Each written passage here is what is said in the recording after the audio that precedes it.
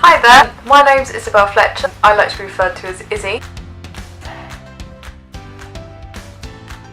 So I'm uploading this video as part of my Masters with my final major project at Falmouth University. I am an advertising strategy and planning student, part-time. I do it part-time and online. So I'm going to start with a little bit about myself. So I'm 26 years old, I'm from the UK. I currently work for a charity called Pancreatic Cancer Action, where I'm the community fundraiser, so I deal with everything community-wise, so fundraising campaigns related to the community, volunteers that go out and kind of talk to people, raise awareness, hold stands, awareness stands in Tesco and the like, hold things at Fates. They're the people that do things for charity that don't necessarily want to run a marathon. So anything relating to that, that's basically what I deal with. Previously to that, I used to work in an admin job, where I used to do some events marketing and social media and advertising, which I kind of got, I was already interested in it anyway, but I kind of gained a lot more interest through my previous job. And before that, I had a job as an HR assistant for a maritime security company, so it meant I dealt with people and I quite enjoyed that side of it. Before that job, I used to be a student at Winchester University, where I graduated in 2015 with a BA Honours degree in Archaeology and Journalism study. Although much as I enjoyed the archaeology side of my degree, I didn't enjoy it enough that I wanted to go into archaeology. A lot of people say to me, that's a random degree, why did you do it? And because what drew me to that was I wanted to do a photography degree, but due to other reasons I wasn't able to do it. So I chose archaeology and journalism because I enjoyed journalism, or enjoyed writing, and I liked the idea of being a journalist. It was one of my childhood aspirations, one of my childhood career choices, and I liked archaeology at college. It was one of my A-level choices, and the journalism side of my degree meant that I could do photojournalism modules, which is what I really enjoyed because I did photography at college, and so it meant I could encompass my interests. So that is why I did that really random degree. But as I said, once I finished uni, I decided I did not want to do archaeology. As much as I enjoyed it, and that's where most of my friends were, it wasn't for me. And so I decided to have an admin job, and part of my journalism degree, I learned a lot about journalism. We had to keep blogs about philosophy and ethics and journalism, and when I was at college I used to write a blog on my photography. So once I finished uni, after I'd gained more knowledge on writing, on blogging and stuff, I thought if I ever wanted to get a job in journalism, I would carry on writing a blog. So I did, and this is kind of where I discovered influencers and blogging and YouTube and things. I mean, obviously I knew of it before, but I didn't really know there was a whole community online, and that people actually that influencer marketing was a thing.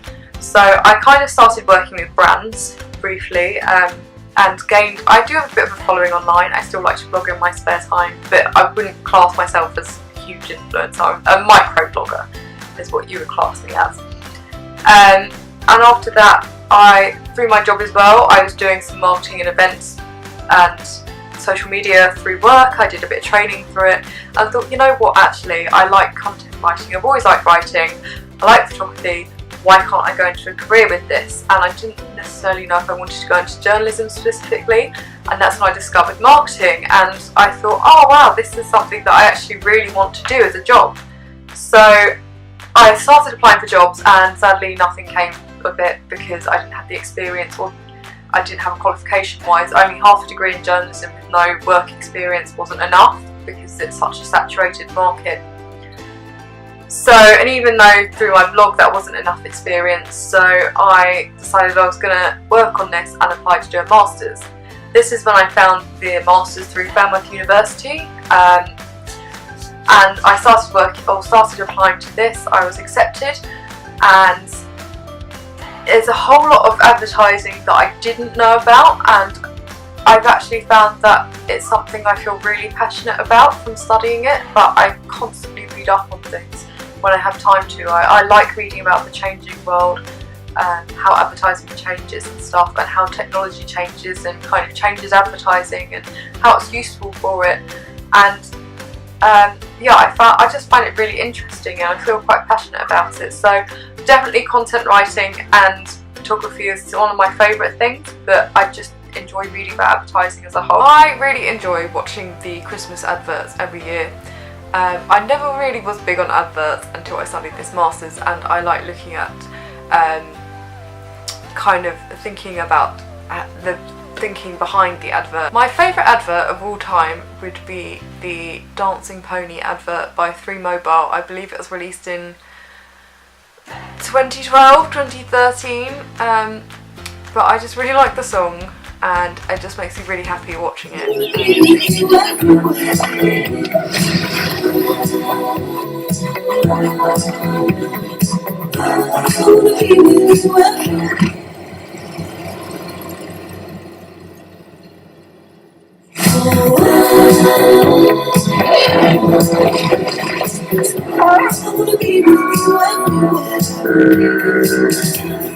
The subject I chose for the final major project was looking at influencer marketing and the benefits of it for charities.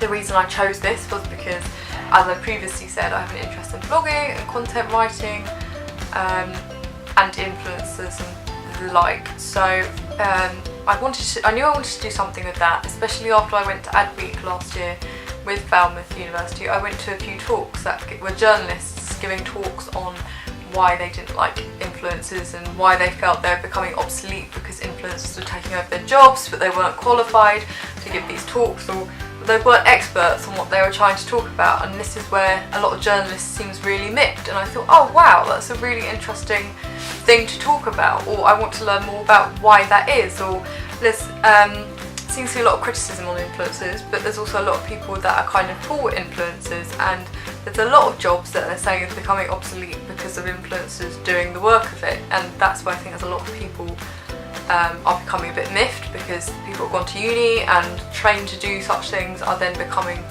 obsolete by people that essentially have started a career sitting in their room talking to a camera like I am now. So yeah, that was something I knew I wanted to do it on influencer marketing. I wasn't really sure until I had a chat with the tutors in September time, and I'd literally just started my current job then, and they suggested that I look at focusing it on charities, because after I had a look around at it, I thought about it and I did some research, and I couldn't find anything specifically for charities. I mean, as I've been doing my work or research and work on it, I found little bits here and there. There's nothing major. There's a lot of information about influencer marketing, for and against influencers, from websites such as Walk, Mintel, blogs from experts, blogs from opinions, journalists, websites in general, things like the BBC, newspapers like the Daily Mail and the Guardian, just as a few to mention. There's always different opinions out there people have on it, but there's not really a lot on influencers working with charities. I mean, there's a few things, a report here and there of a couple of things, but not really that much. So this is why I decided to focus the final major project on. So it's kind of aimed towards charities that either want to venture into it and don't know how, or have done a little bit and want to find a better return on investment of influencers. So the project itself took a consultative approach. I didn't want to do something academic because as much as I enjoy academia, I am not the most academic person in the world. I'm much more creative. I don't intend to do a master's. I don't intend to do a PhD. I don't think I'm going to go into academia. I have much more of a business mindset, and although I haven't ever really written business reports or anything before this master's, I write campaign plans and kind of help with strategies at work, and reports and things are things that I do, and I'm starting, because I'm doing more of this at work, I'm becoming more confident with it, and a lot of what I've learnt on this master's has been really helpful towards that.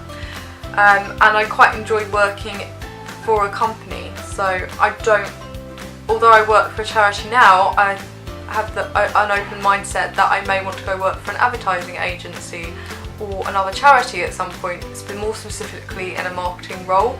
So for me, I thought a consultative approach was the better option, because it's something that if I decide to go for another job, or I can use it as useful to show at work, things we could do to work with influencers, or again, as I say, decide to go for another job, it's something I can show them that I am capable of doing. So the actual data that I did in the report, so I interviewed people that had a reasonable following on their social media and had a blog or YouTube to kind of give their opinions on it. I also interviewed 4 or 5 charities from different sectors.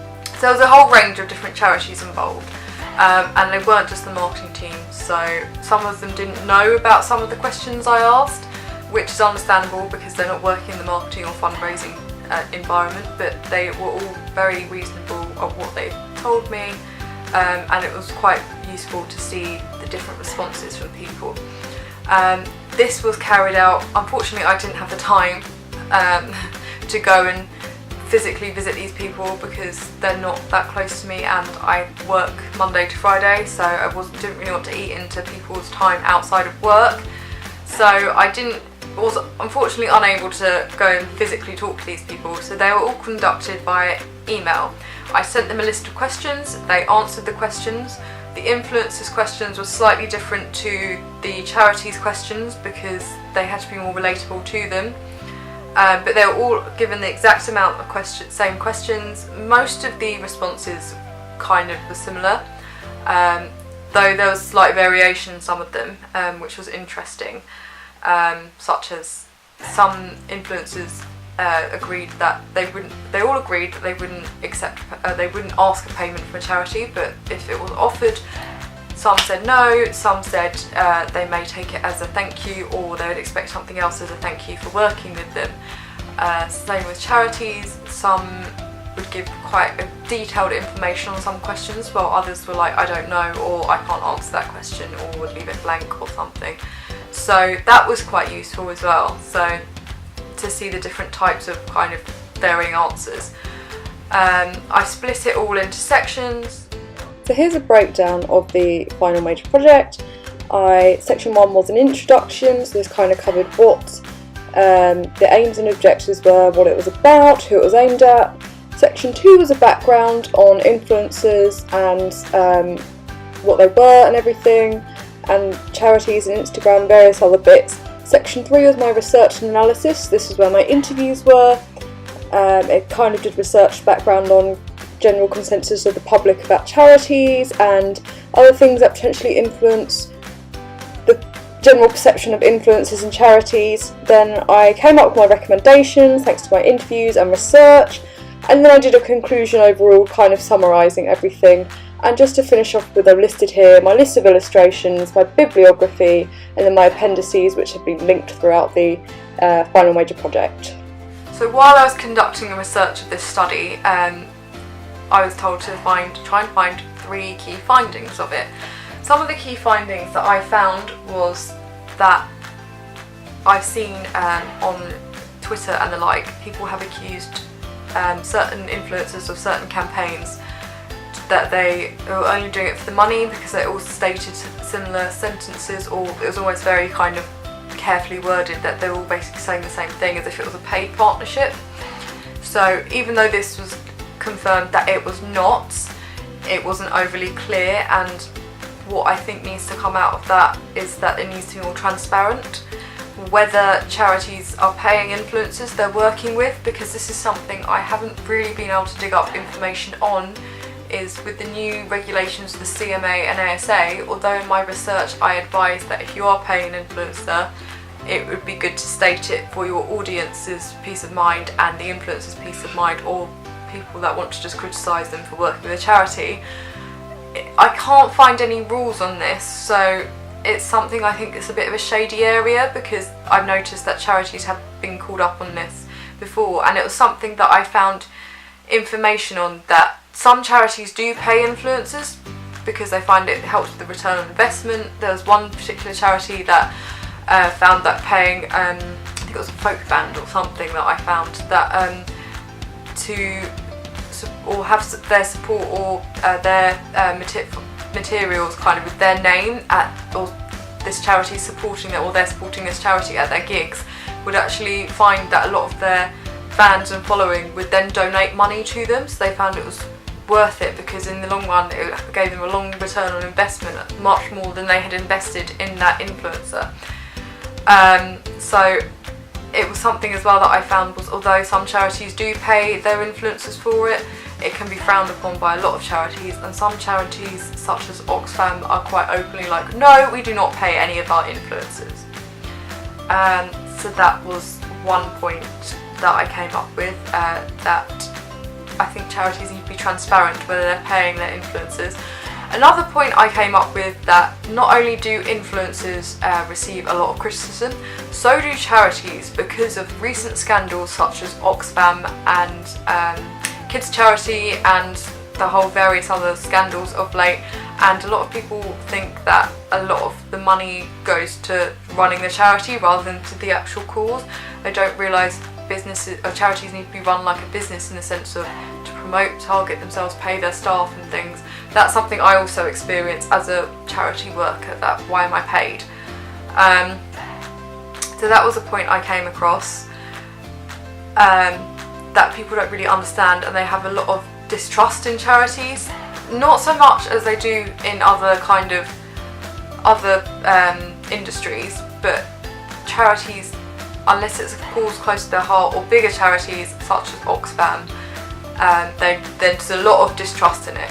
The third key finding I found was that charities and influencers like to work with people that kind of reflected an interest to their audience or their followers, vice versa, and it had to be they kind of would like a two-way relationship. So charities would want someone that would interest their audience. Likewise, with influencers, would want to work with someone that the charity they were generally interested in. And I think from the answers from the charities and influencers that I interviewed, found that they would want, from their experience working with someone that did not have capture their audiences or followers' interests, would just confuse them and seem like that they were just trying to get a good reputation or something. It needs to be a two-way relationship. You need to kind of look after each other, I think. So looking at the unexpected outcomes of this project, I think for me it would be, I didn't really realise how disliked or distrusted charities were, thanks to reputations over the last few years, as I previously mentioned, from Oxfam and Kids Company and the like. Another unexpected outcome was I didn't realise that my interviewees and charities and the influencers would mainly be like, I only want to work with influencers or charities, vice versa, that relate to me or have an interest to me. I was half expecting some of them to be like, oh well, it's exposure, why not? Hopefully it'll get us out there and some following, which was interesting.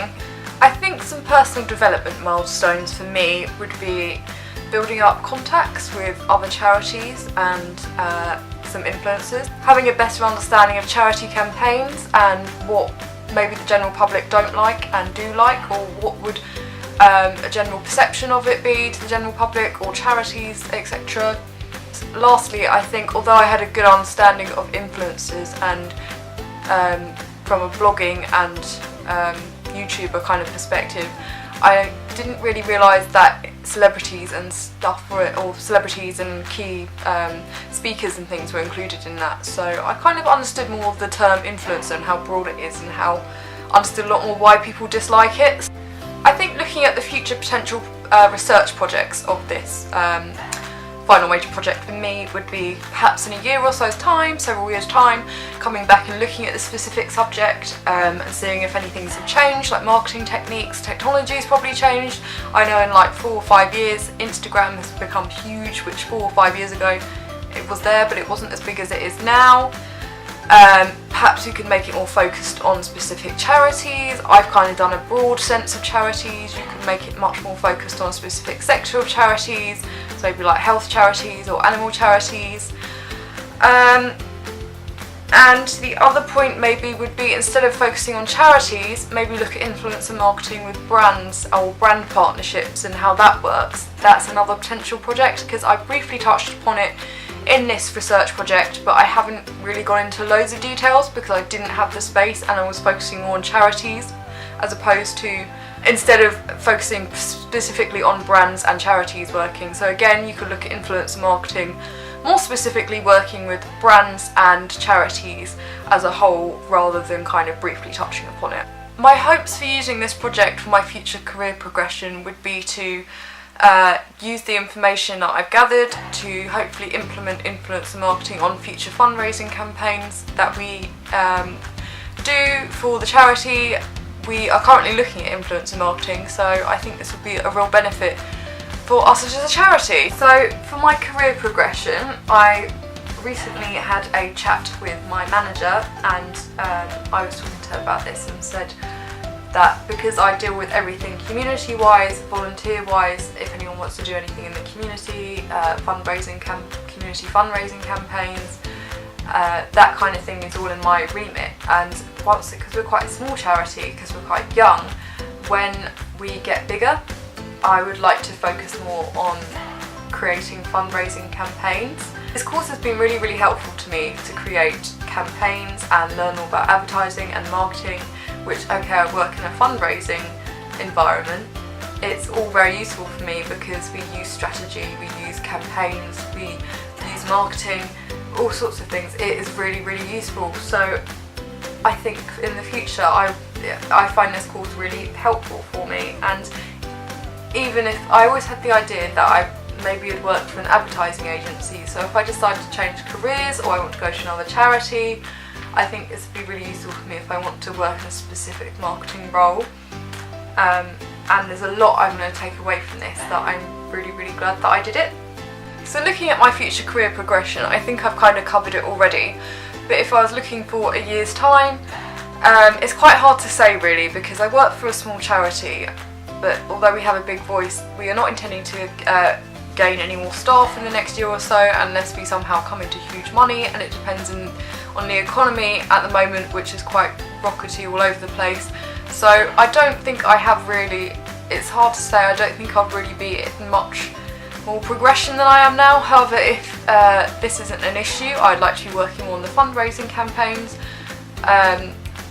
within the charity I work for. However, if this doesn't happen, then maybe I'd like to work in a marketing campaign role or doing copywriting, which is something I still do in my job anyway. So I don't really have a 1-year career plan from now, if I'm perfectly honest, because I'm quite happy in my job.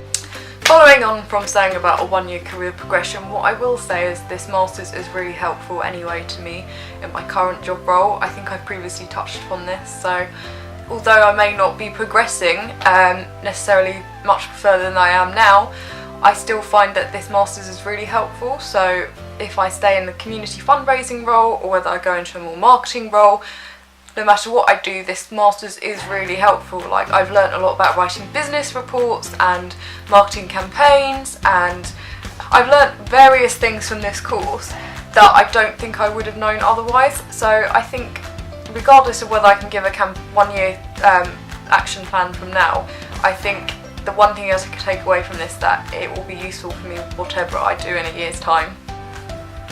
Being a creative person, for me, advertising is a form of art, because I love the way how it can be creative and persuasive and things. Also with my history and archaeology kind of background, that's what my A-levels and half my undergraduate degree was in, I find it really interesting looking at how things used to be and how compared to today. This is something I find really interesting with advertising. When you look back at old adverts, and whether it's print or actual TV adverts or radio adverts, any kind of advertising, I find it really interesting looking back kind of 30, 40, even 20 years ago, 50 years ago, in the times of Mad Men, when certain things were seen as acceptable to say that aren't acceptable to say now, like for instance how racist or sexist or xenophobic kind of adverts used to be. I find that really interesting how people's views and perceptions have changed on things, and I think it kind of reflects on how society's changed and why society's changed. as an example of, it just reflects on as an example of why society's changed, or how society's changed, and what's acceptable, and people's perceptions, which I find absolutely fascinating, how things change like that. I also find it really interesting how I remember watching Mad Men in one of the first episodes, that they were saying how they could lie about cigarettes, and how that they could basically say how their cigarettes were different because they had a slightly smoky texture to them, which I think is just wow. Like, since my whole life, in 26 years that I know, cigarette advertising has not been illegal since the 1980s, so I've never seen adverts for cigarettes anywhere. And I think in America they're still advertised, but I just find that really fascinating, and how other countries, like for instance cigarettes, how certain things are banned in certain countries, or certain things during the day aren't allowed to be shown. The most important thing I think I have taken away from this Masters is that advertising is important, no matter whether it's a brand, it's a charity, or it's an influencer. Because for me, how are you able to target your target audience, or let someone know about a new brand or campaign or product or anything is released if you don't have advertising and marketing with it? How are they meant to know about it? An example for me with working in a charity, the charity I work for in 2014, they had a lot of criticism because they released a campaign called I Wish I Had. The charity I work for, its main objective is to help raise awareness for earlier diagnosis of pancreatic cancer, and they released a campaign in 2014 called I Wish I Had, that basically was saying there was a girl that had it. She was only 26, so my age, that had terminal pancreatic cancer, and she was saying, I wish I had breast cancer, or I wish I had lung cancer or something.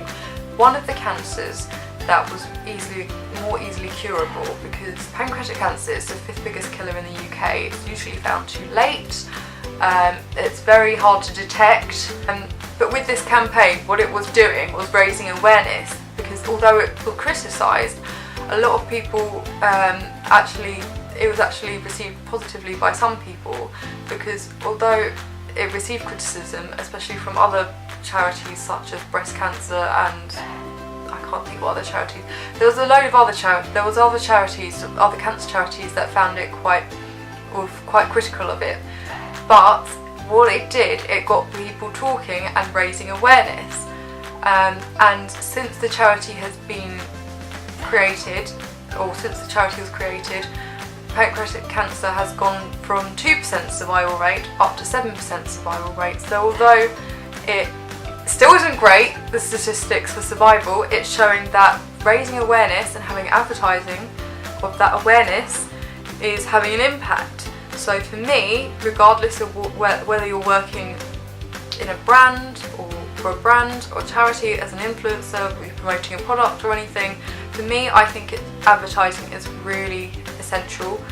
I don't think any kind of company would be able to function without it, because how are you going to promote your services?